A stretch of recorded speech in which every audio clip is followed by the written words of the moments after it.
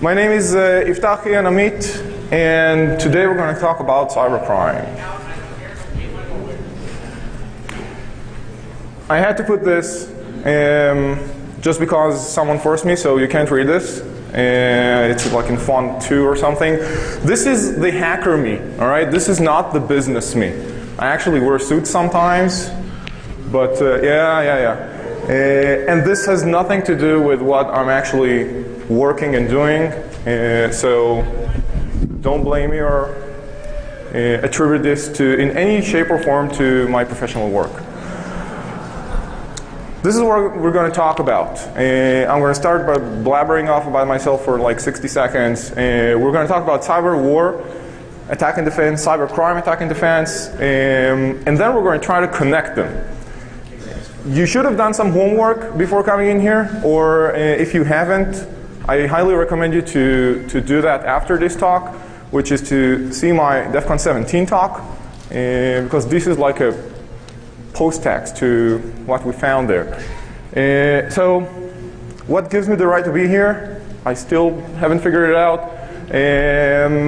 I have computer science education, and that's it. I'm not a CISSP or any other certification.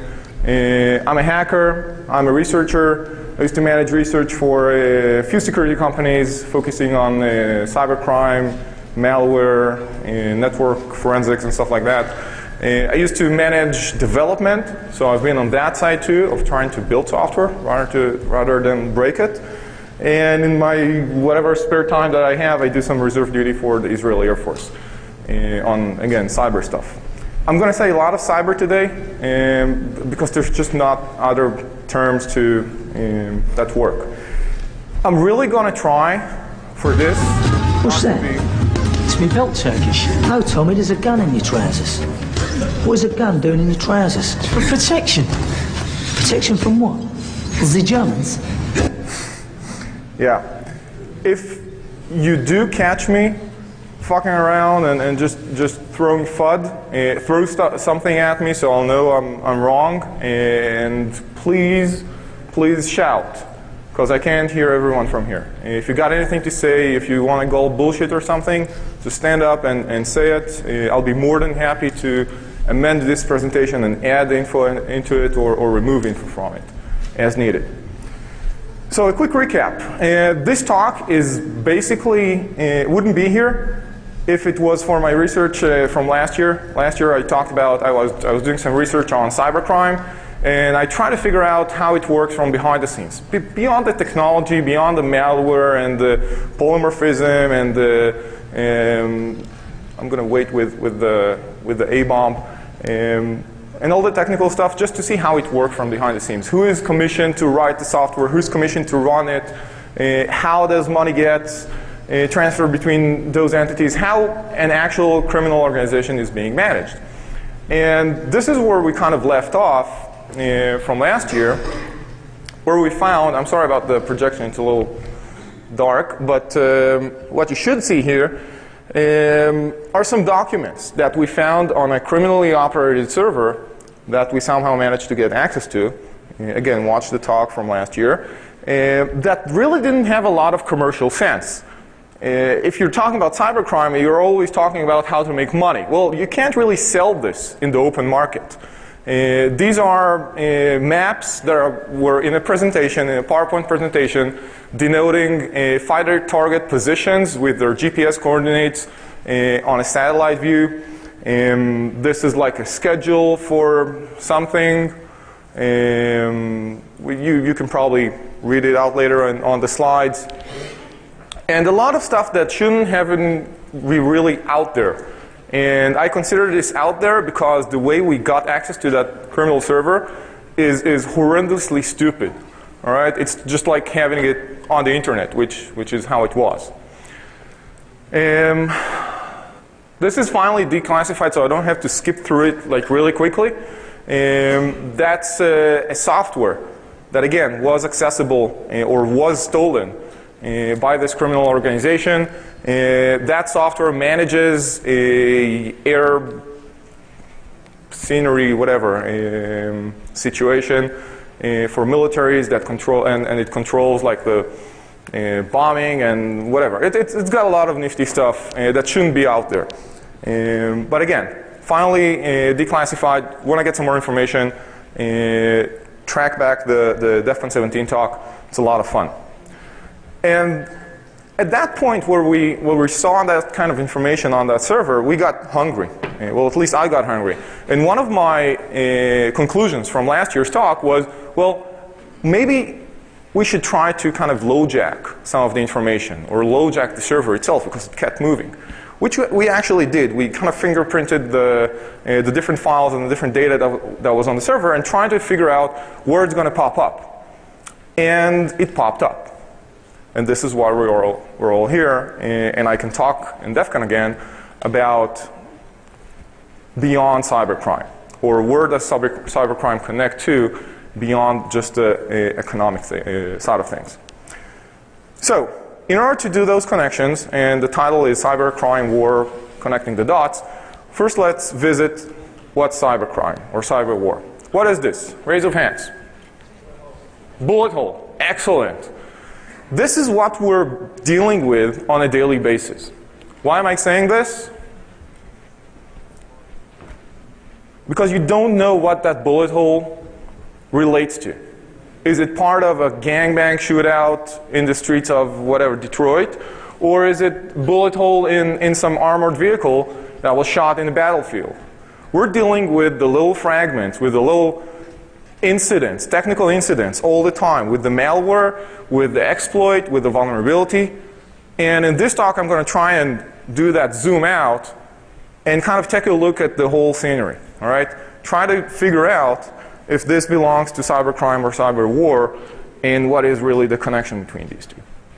So I was kind of looking at the definitions and what is cybercrime and cyber or war versus crime. And the bottom line is that it's not that different. It might have a little different financing, but it's still heavily financed. Management is a little different, but again, there's a lot of management, a lot of hierarchy, a lot of structure into how those things are being done.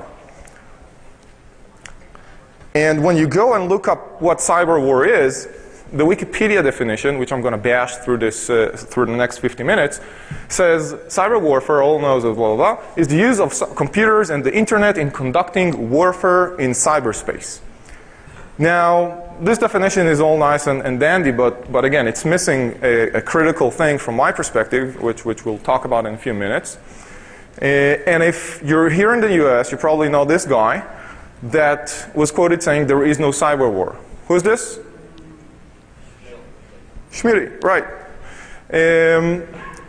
It might have been a poor, slip of the tongue. It might have been politics or whatever it is.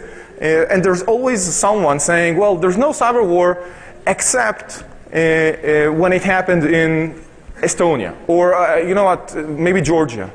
Or India, Google, Adobe. I mean, there's always an exception, and there's always someone that tries to break out of that mold because there isn't really a solid definition of what cyber war is and how to treat it in the modern day and age. And what we're going to try and do here is really make the connections between the dots, really do connect the dots. We're going to look at some past events, cyber war events, and try to figure out where they came from, what was the MO, and how do these things connect in the global perspective. Cyber war is not only state versus state, all right? It's not only Kremlin versus DC. It's neither just spy versus spy, all right? There's a whole area for cyber espionage, which does happen all the time. And from my perspective, cyber espionage is the pretext of war. It's countries preparing for war, therefore they're conducting espionage on an active level to make sure that they're going to be ready when the actual war is going to happen. And just like any war, civilian targets are going to be hit. All right? There's going to be collateral damage at cyber war as well. We're not just talking about taking down a SCADA system here or taking down some military system over there. All right? We're talking about carpet bombing, DDoSing civilians, And just like any war, propaganda and public image is also a big thing of it. There's been a lot of talk about cyber war, and I'm just going to quote or steal some stuff from McAfee with permission, of course. This is McAfee's virtual criminology report from 2009, where they kind of pointed out the countries developing advanced offensive cyber capabilities. They named 5 different countries, including the US, France, Russia, China, and Israel. Small country, the little dot in here. Can't even see it. But size doesn't matter. Trust me. In this talk, I do believe McAfee, and I do believe that France has a lot of offensive capabilities until the Germans come over. In this talk, in this talk, though, I'm going to talk about all those countries minus France plus Iran, because they have been a little more active, as you probably know, in this whole cyber thingy that everyone likes to talk about. And again, size doesn't matter. We're the smallest, but the biggest. So without further ado, let's cover like those 5 countries really quickly, and then move over to the criminal side. So this is it, the US. Not a lot of secrets to kind of unveil, because everything is fairly well documented. There's a lot of stuff going on around cyber war. If you've been at the Meet the Feds talk yesterday, you've heard the number of open jobs that DoD and the Air Force and Stratcom have for cyber warriors or experts or whatever you want to call them. They're recruiting massively. Okay, setting up Stratcom, for example, with General Keith Alexander, if I'm not mistaken, heading this joint effort from all the military sides as well as NSA and stuff like that. The usual suspects, NSA, the best TLA ever that I saw here was CAT. Anyone knows what CAT is? No? Oh, come on. You should see the logo. It's kind of not presented well here. CAT is the Cyber Action Team. It's a unit in the FBI, all right, responsible for cyber action. I wonder how much action do these guys get. Russia, all right. Russia is again fairly well documented. The only problem with Russia is terminology. There's been a lot of movements there, especially post the Soviet Union, whatever. So a lot of agencies got new names and split up and merged back.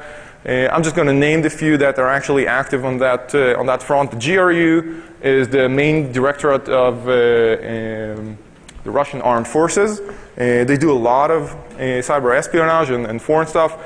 SVR and FSB are internal and external, kind of the equivalent of NSA and FBI, to give or take.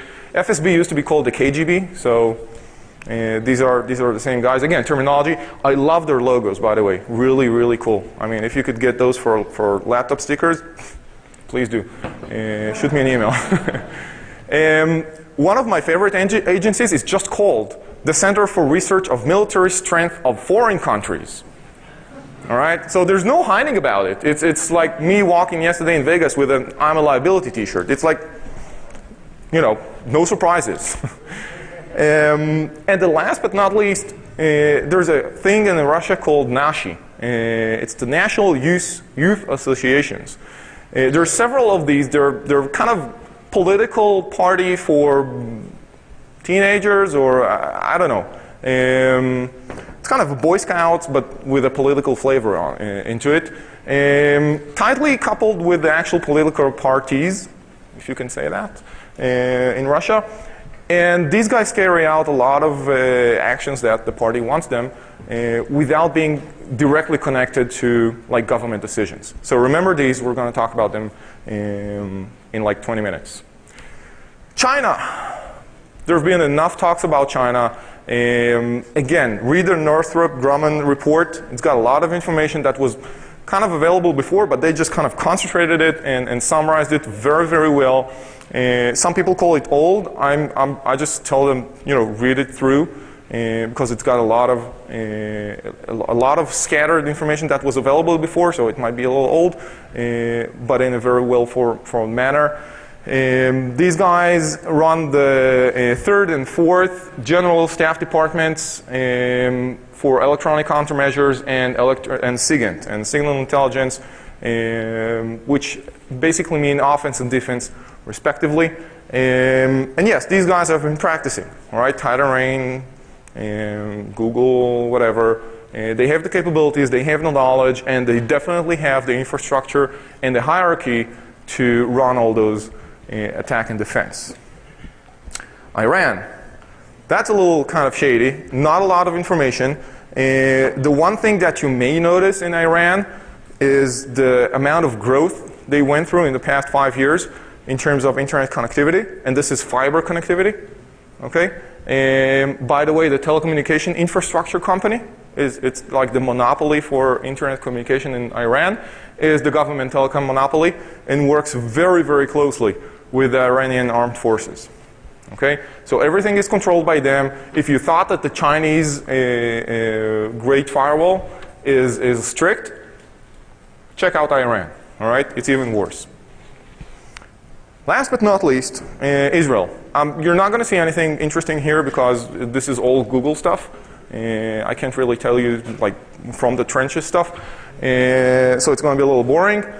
Google it. There's a lot of information, and again, it's going to give you some perspective on what's going on. IDF is like the main actor in terms of cyber offense and defense, adding a lot of attack capabilities. Okay, again, Google, you'll find this. In the IDF, they have C4Is, which you guys have here as well. Command, control, communication, computers, and intelligence branches in all the different branches of the military. So you have intelligence, Air Force, and Navy. Staffing is mostly homegrown, and people get actually trained in the Army to do cyber stuff, which is a little different again than here, where you can recruit people to join the government or the military to do some cyber stuff after they've gained their profession out in the industry. And again, last but not least, Mossad. Again, it's a fancy word for NSA or some spy agency, but it's not that secretive anymore. They have a website. Sorry. They have a website with like job section on it, so you can actually check out the jobs, and based on the open jobs they post there, you can kind of figure out what they're doing in terms of capability building and infrastructure. So let's get back to cyber war, and let's bash, once and for all, the Wikipedia definition.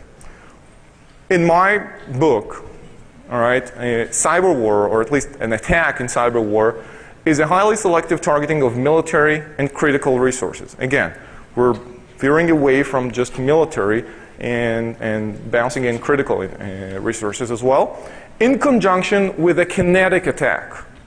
All right, this is war. This is, strategy broken down into tactics. So you move, tanks and platoons on the ground here, and to support them or to complement their movement and attack or in defense and whatever it is, you run a cyber attack, all right, on the military that they're facing, on the area that they're going into. You want to blanket out, whatever it is. Or just DDoS a region. Okay, have everyone put their finger on the death grip of the iPhone involuntarily or whatever it is to blank out a region to get the public's attention or to deny the public accessibility to up-to-date information. Very effective. Works all the time. It's the equivalent of the Vietnam, throwing leaflets from B-52s on like the civilian population. So this is cyber war, again, in my book. You can argue all you want, all right? That's what I think. You want to take it out to the bar, that's fine. So there is cyber war, and there was acts of cyber war, as we'll see in a few minutes. On the defense side, yeah, we're not really there. Because targets are never just military, we're talking about civilian as well. And civilian is beyond critical infrastructure. It can be media, it can be hospital, it can be hospitality, it can be a lot of other things that can affect the public opinion and the public view of things. Physical and logical protections as a defensive side should be considered as a last act of defense, all right? And the ability to shut down a service voluntarily while preventing access from civilian population is in the book of acts and tactics to retain that survivability of the service or whatever it is. So this should be considered a valid tactic in terms of defense, actually shutting down things or preventing access to fight against the DDoS or whatever it is. Okay, so we've covered cyber war, attack, defense, fairly easy. Let's talk about cybercrime before we connect the two. If this doesn't show up when you're talking about cybercrime, you're doing it wrong. All right, you're missing something. Look for this. Very easy. All right, and you might be surprised sometimes. I was, gotta tell you, surprised a lot of times when this popped up in weird places. So this is in my book, Definitions of Cybercrime. These guys work. These guys are like the Gordon Geckos of the crime world. They have a very well organized,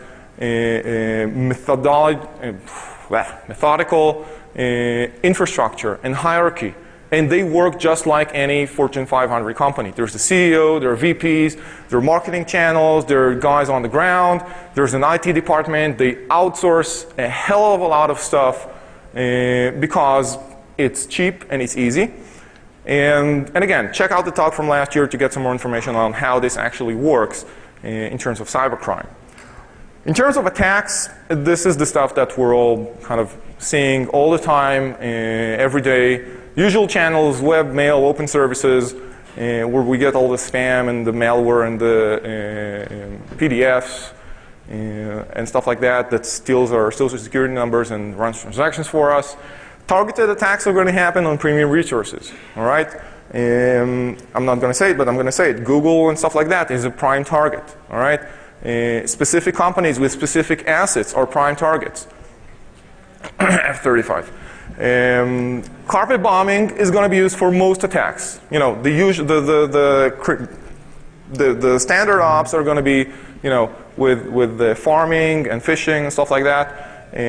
But they're going to be very, very geographically targeted, all right? Because you can't send Bank of America spam to guys in France, and you can't send Deutsche Bank spam to customers in the UK. So everything is very, very geographically targeted and segmented in terms of marketing. Hence, again, the structure above it. All right, you're going to have bodies or organizations specializing in specific regions.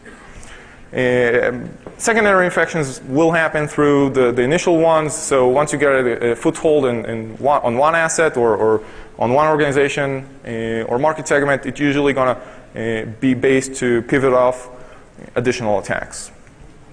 This is how it looks like. And again, this is from last year. Sorry for not updating this. These are the effects of a single criminal server in terms of the sites that it infected or compromised to carry on their attacks. Okay, so we mapped out, we lit up a point. This is obviously an approximation. It's not like for every domain and URL that was compromised to include malicious attack code, and we put it geographically. Now you have to remember that server from last year did cater for at least 5 different criminal organizations. All right, this is like SaaS for criminals.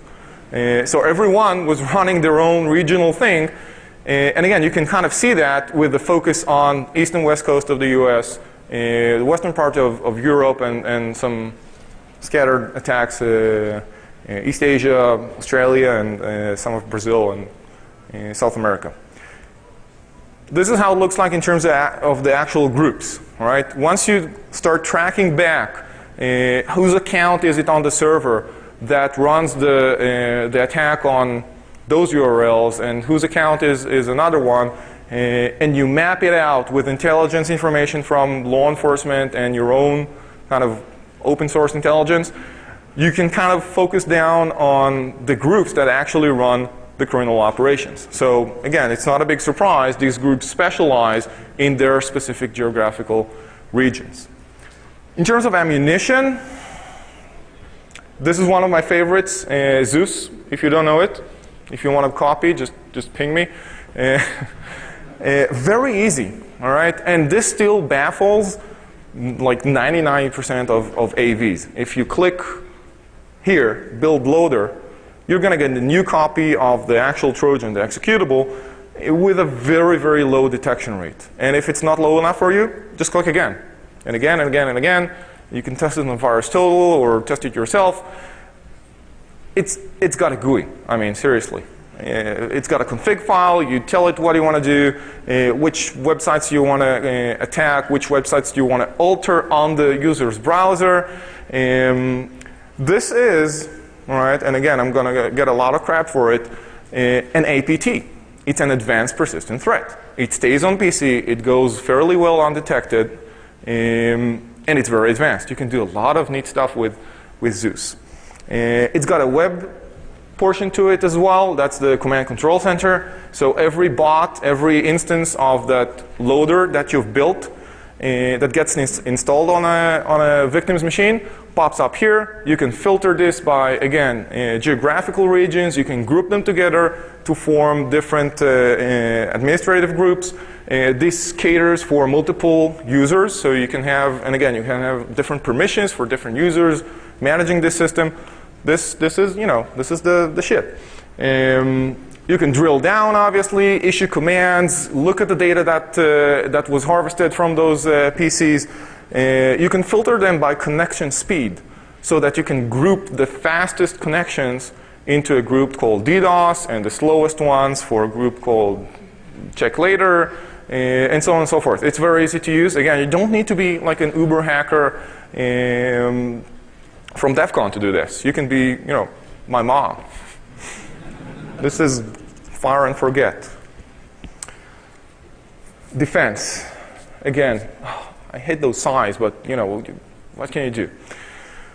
We have antivirus, malware, spyware, rootkit, Trojan. Tons of companies that make a lot of money. But seriously, when was the last time you've seen one of those actually work against a really, really good threat? All right, this is, again, I've just ran the click loader thing, the build loader thing, and you can very easily go to this, get to this stage where the results are 0 out of 42 antiviruses that detected this as malicious, not even suspicious. All right, we are lacking on the defense side. And then you have guys saying, well, but we have firewalls and IDSs and IPSs and stuff that runs on the network with agents and Tron and stuff like that. But seriously, all of that, those attack vectors go through port 80 and 443 and 53. And what happens over SSL? Your IPS and IDS is blind to most of the encrypted stuff that goes on your network. You don't even know what's going on there. You want your IDS to do something about it? Yeah. So we have a problem. How do these two connect? I've talked about cybercrime, I've talked about cyber war, and my claim is that cybercrime is being used to conduct cyber war. All right? These are the dirty workers of the governments that carry out their, you know, nasty attacks. And I can claim this all day, but without proof, we're going to go nowhere. So again, I'm only going to talk about stuff that I can attest to, that I've seen, that I have data for. You're going to probably want to say, hey, Ian, you missed this and that. And fine, I might have, but I haven't seen like actual data from it, so I'm not going to include it here. One of the things, you know, the first thing that comes to mind when you talk about cyber war is Estonia. It's been bashed to death. And I don't feel like talking about it because it's fairly boring. And it didn't have a real kinetic act in it. So yes, a lot of people made their careers over, you know, analyzing this to death. Read about it. It's interesting. Next. Israel. Let's cover some interesting events. Cyber war in Israel. We have two events that can be constituted as cyber war events in Israel. They happened during Cast-led and the Second Lebanon War. All right. Again, Google it. It's not that difficult if you're kind of weak on Middle East history. I don't blame you. One of the interesting incidents is that the Palestinian TV was hacked as propaganda. All right. So you just hack the TV and broadcast whatever shit you want. Love Israel and stuff like that. Run for your houses. Your leaders don't like you. Whatever you want to say there. Easy. Everyone's got a TV these days, even the guys in Gaza. Another event, which is much more interesting, is this. Can anyone knows what this is? What? Syria. All right. This was my birthday present, September 6th. All right, remember, you want to send me some stuff. 2007, this came out. This is a Syrian nuclear facility. All right, and this is how it looked like on December 6, 2007. Operation called Operation Orchard. Again, look it up. The link to the Wikipedia article is here. This stuff blew up. Allegedly by Israeli Air Force bombers. Now, if you know your geography a little bit, you know that to get from Israel to Syria, you got to pass another country or two. I'm saying allegedly because none of those countries in the middle, namely Lebanon and Turkey, have any recollection or any evidence on their radars that there was any Israeli aircraft passing by. All right, so this just blew up out of thin air. Again, Google it. There's a lot of funny stories about it. The Syrian reaction initially was it didn't happen. And there's an actual picture missing here. I need to find it and update this, where they actually bulldozed that area and just wiped out any evidence that there was any building there. Kind of like saying, what building? It didn't blow up. So yeah, it was kind of awkward because, again, you need to get planes from here to here, but there's no evidence that this happened. So again, obviously, there was, on top of the kinetic, and you can obviously, there's a kinetic effect here. On top of the kinetic effort, there was some kind of electronic, cyber, something effort that affected two different countries. Okay? So yeah, stuff happens. Let's talk about a more Cast-led and Second Lebanon War. If you look at all the events that happened throughout that period, all the attacks on both Israeli and Arabic targets are attributed to hacktivists. Okay? Surprisingly enough, those attacks mostly happened in conjunction with kinetic attacks. All right? In like a fairly well synchronized manner. One of my favorites is this. This was a website that promoted pro-Israelis to download software that will be used to DDoS different targets.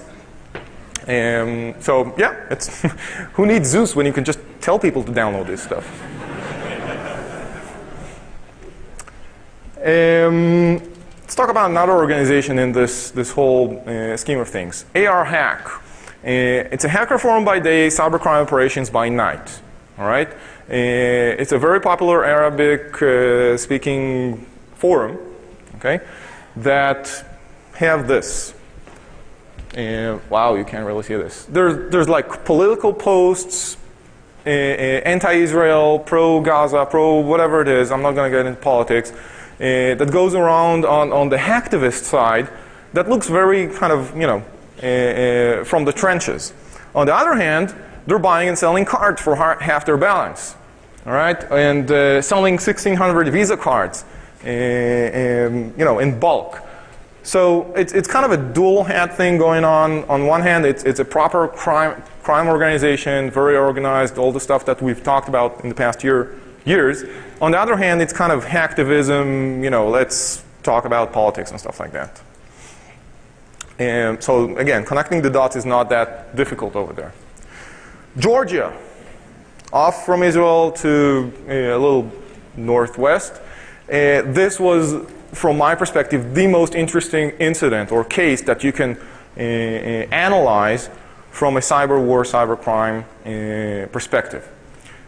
It is the most interesting because it had the most synchronized kinetic and cyber attacks in a campaign. The targets were mostly civilian, all right, mostly media outlets and like general public websites, the president's website and stuff like that. And all the attacks were launched from civilian networks. It's not like, you know, Kremlin.ru was the source for all those command control communications or the actual attacks. Now, in order to talk about Georgia and the Georgia-Russia conflict, you have to talk about Russia first. Wow, I'm losing like half my slides here. There's a big dilemma in Russia. The dilemma revolves around the connection between criminal organizations and state or government. If any of those names make sense to you, you know what I'm talking about. All right? These are all companies, like legitimate companies, that are Russia-based or Russia-connected that have a very, very strong affinity to criminal outlets and to criminal activities. Obviously, RBN, Trivio, EST Domains, Mikolo. Everyone remember Mikolo from last year? All right. These all have connections back into the Russian government and the Russian politicians that basically allow these things to keep running. Let's map out just a few of those connections.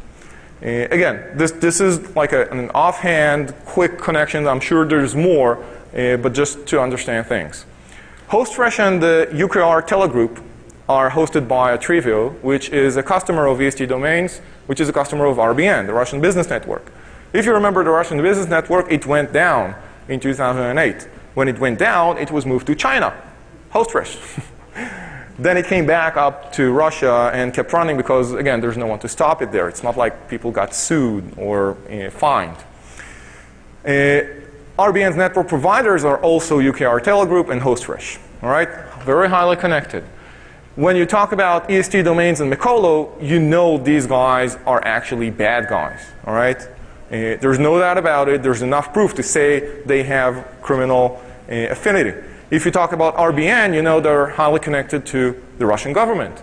If you talk about Mikolo, you know that the guy that committed suicide was like a cousin of some Politburo in Russia that allowed this whole thing to actually run. So you get my point.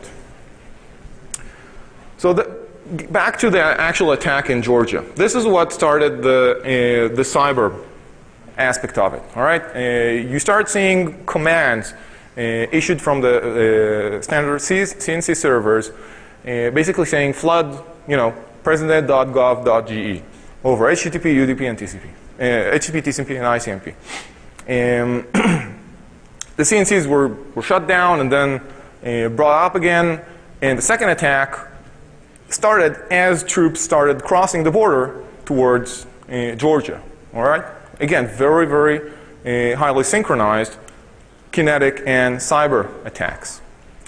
Now, the interesting thing about those command control servers is that they were, again, they were used to attack all those media outlets on the president's website and Kasparov's website, because there's a thing in Russia because Kasparov was Georgian and they don't like him. So they're like, yeah, add Kasparov to the thing.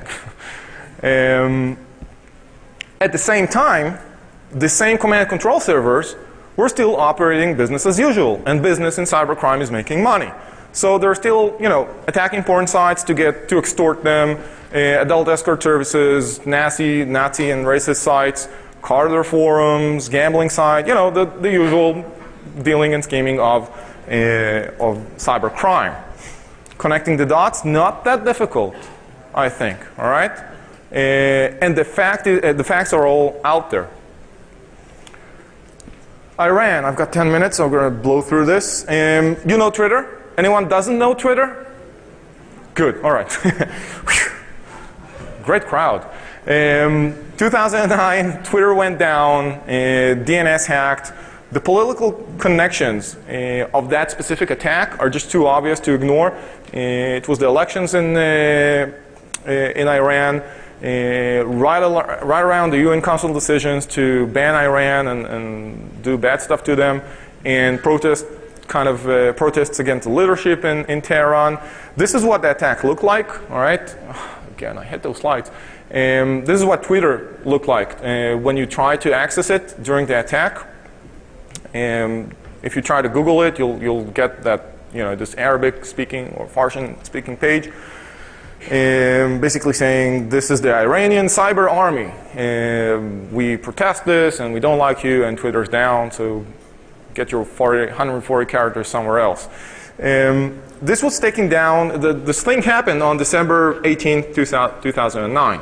All right, and again, the attack was attributed to the Iranian cyber army.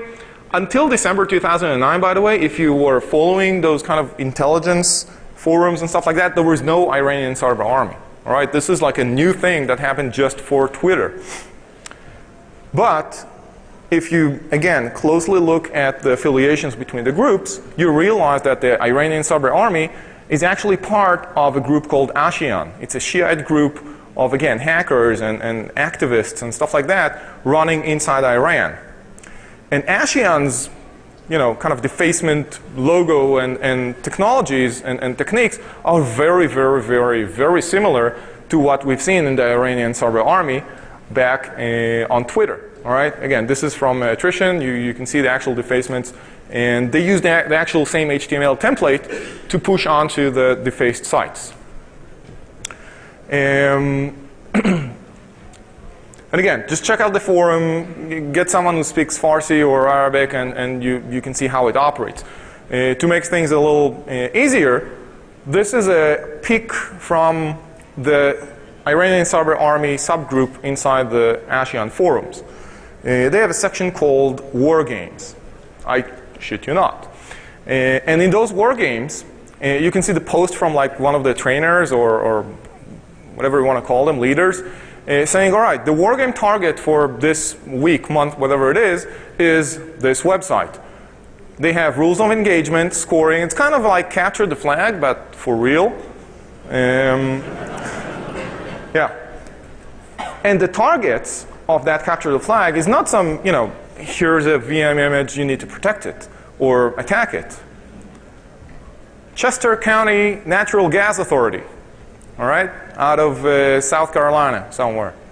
This is a target practice. Okay, you can't make this shit up. It's in the forums. Go see. And the target changes every time there's a new war game. So these guys are actually practicing on critical infrastructure or Chester County, just infrastructure targets as a practice for the actual, D-Day when things are going to really happen. Now, let's take a look another quick look at the 18th. What other big thing happened on December 18th? Can anyone point out like a big event? No? Oh, seriously. The same day that Twitter went down, everyone was so fucking busy complaining that they can't tweet from the restroom or whatever it is, that the Iranians seized an Iraqi oil well across the border. Okay? No one remembers this? Come on, it's ground troops moving the border, crossing the border. It's ours now. And no one notices this. Why? Because Twitter's down and everyone's busy trying to get Twitter back up. Coincidence? I don't know. Maybe. I don't think so. Baidu, again, another incident between Iran and China this time. A little more recent than this 2009 thing. Again, same thing. Look at what happened around the time when Baidu was taken down. So let's sum things up a little bit on the Iranian kind of cybercrime connections. ASEAN Group, their usual kind of MO is DDoS, site defacements, credit cards, botnet herding, the usual stuff. Iranian Cyber Army is a subgroup running inside ASEAN, doing strategic attacks and war games and training on critical targets or interesting targets in the US and China. Okay? The line differentiating between cybercrime and cyber war, not that clear anymore. All right, connecting the dots, very easy. Let's talk really quickly about China because we're running out of time. China was very interesting in terms of the recent happenings, APT, Google stuff. Google was down not as, you know, Twitter, we lost a few hours of DNS. It was down on its knees begging for, yeah. Adobe, same thing. And I'm just quoting this because the wording from the statement, the PR statement for both Adobe and Google were kind of similar. I was fortunate enough to help analyze or whatever it is other companies that were hit by the same attack. So you know, the MO was as OD and IE to get into Adobe, Google, and other, you know, 40 different companies. And the initial reaction was that, you know, the Chinese are here. It's like the Germans. The only problem was that all of the attacks had the same, you know, kind of mark of a cybercrime attack, just like the ones we've seen before. All right. APT was used because everyone was fucking baffled. It's like, what? We're just going to say it's malware again? No, this is APT. It's very sophisticated. The US response to it, again, very funny. Beg my non-political correctness. We look to the Chinese government for an explanation. The ability to operate with confidence in cyberspace is critical in modern society, blah, blah, blah, blah. Hillary Clinton. So we look to the Chinese government. Why are you looking at the Chinese government when it could be anyone that launched the attack from China? And the mark is very clear that this is like a very criminal, you know, MO. The Chinese reaction was classic. Wasn't me? You look, it wasn't me? You can't argue with that. You just can't. Try arguing with a 4-year-old. It wasn't me. But it wasn't me. All right, we get it. It wasn't you. Classic. Classic. All right. Yeah, the connection between state and crime, I mean, the incentive and the mutual benefits are very, very obvious. If you let people run off your infrastructure or, you know, stuff in your country, internet doesn't have borders. So attribution, first time I said it in a cybercrime talk, wow, a cyber warfare talk, attribution is a problem, and you're not going to get it. It's a win-win situation for every country. And for every state that wants to, you know, launder their dirty business through a criminal outlet in another state to attack a third state, it's child's play. Okay? Everything is accessible. Everything is very easy. Let's take a 1-minute look at the future, all right? An illustrated look at the future. So our oracle, you know, says what this is. What is this? OLPC. All right. You know how these things work, right? Now, what if you give a lot of these, all right, and one of them gets infected? And you give them into a country that doesn't really have the capital to start purchasing services and antiviruses and protection and stuff like that, you get one of the biggest botnets on Earth. All right, so take a look at this. Wonder why OLPC didn't make it the first round? Well, yeah, security. They didn't think it out. They didn't think it through. And sending it to like third world countries that are not going to put, you know, McAfee or Kaspersky on it, or Symantec, or sorry if I missed anyone. Some more future. There's no weapons of mass destruction. All right. Contrary to common belief, there's no, well, now there is the internet kill switch. But yeah, seriously. Weapons of mass destruction in the future is still connectivity. Okay? The more connectivity you have, the more power you have. Especially if it's dispersed around the world. All right? Back to attribution. And what's better than connectivity? Cloud. Cloud is the dream of criminals and countries alike. Because again, it even further distances attribution and gives you more power, you know, on demand. Okay, so look for more malware, malicious stuff on the cloud. Again, I'm not going to do that, look at Amazon EC2 and malicious servers talk, because someone else did it. So let's sum things up, and I'll be right on time, hopefully. The good and the bad, as usually. All right. The good thing is that this is getting some proper attention. And again, I was very happy to listen to the Meet the Fed talk yesterday. You see a lot of governments training and adding capabilities to handle these kind of scenarios. All right. And starting to realize that their policies from 4 or 5 years ago aren't worth the paper they're printed on. And they print a lot of paper for some reason. The bad side is that commercial development of malware is still king. All right? If you want to have a really cool malware, you get it outsourced. All right? You buy it off someone, and believe me, in that criminal world, it's happening all the time. As usual, when you mix good and bad, you get the ugly. Good meets bad. Money changes hands, less tracks to cover, criminal ops already creating the weapons for the countries that don't have the skills. So while you're training your people, who's going to carry out the actual attacks? The guys that already have it. Fix the future, all right? You're not going to fix cyber war before fixing cyber crime. So whatever we're doing in making law enforcement talk across borders, again, internet is borderless, apply that later on for state versus state. That's it for this. Before I get kicked off, if you have any questions, we'll be in room 112. 112, right? 112. Thank you very much. Have a good day.